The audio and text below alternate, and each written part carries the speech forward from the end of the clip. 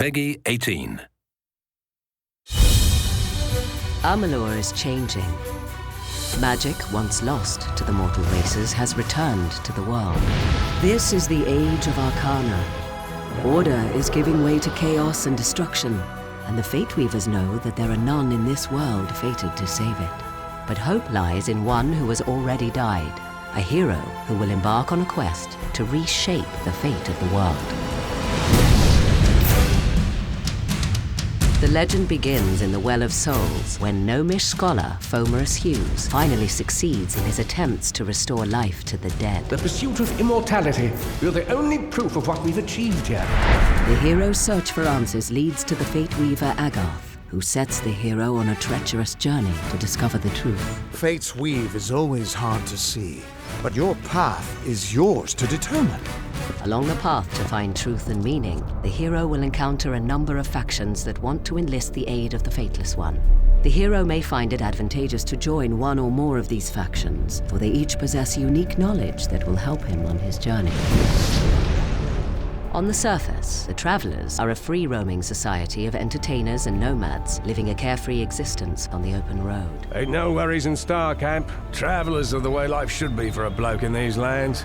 However, they are from a lineage of the finest thieves that ever walked Amalur, and becoming one of the Travelers allows the hero to buy and sell stolen goods, as well as delve into the fine arts of stealth, crime, and subterfuge.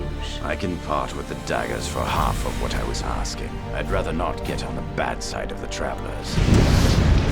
The Skolia Arcana was formed generations ago. It has since become the central university for all mortals who wish to study the practice of magic. We have a responsibility to know what these forces are, so that we may better control it. A student who shows sufficient talent is granted access to the libraries of the Skolia Arcana, where they may study the arts of sagecraft, dispelling, and alchemy. My suspicions regarding your potential were well-founded.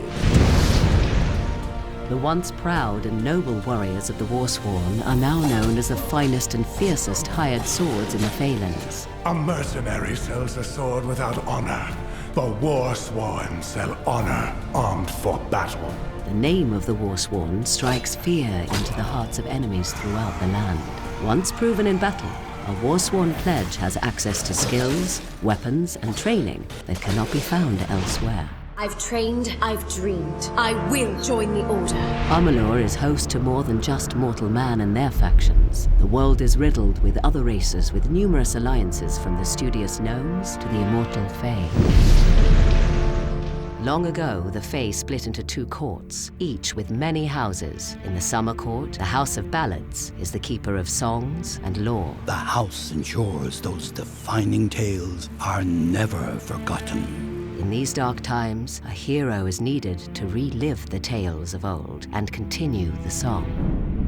Meanwhile, in the Winter Court's House of Sorrows, few follow the old ways, and for the first time in living memory, the House of Sorrows will welcome an outsider into their ranks. It is not a simple task I ask of you. We need someone who understands that. But even the immortal Fae are helpless against the forces that are rising in Amalur. A twisted new sect from within the Winter Court, the Tuatha. The Tuatha grow in power, driven by their strange new god toward the destruction of all mortal life. They are warriors, priests, and zealots who worship the god under the mountain and obey only Gadflow, their malevolent leader. For the first time in the history of the world, Fae have marched to war against the young races, and after a long decade of conflict, it seems that the Tuatha will emerge victorious. The rise of magic has upset the balance in Amalur, and the world teeters on the brink of chaos. Death has freed the hero from the bounds of fate, but there is a treacherous journey ahead for the Fateless One. With divided factions and warrior insurgents with their own agendas, the escalation of pure evil in the war-torn land will challenge and ultimately shape the hero's destiny.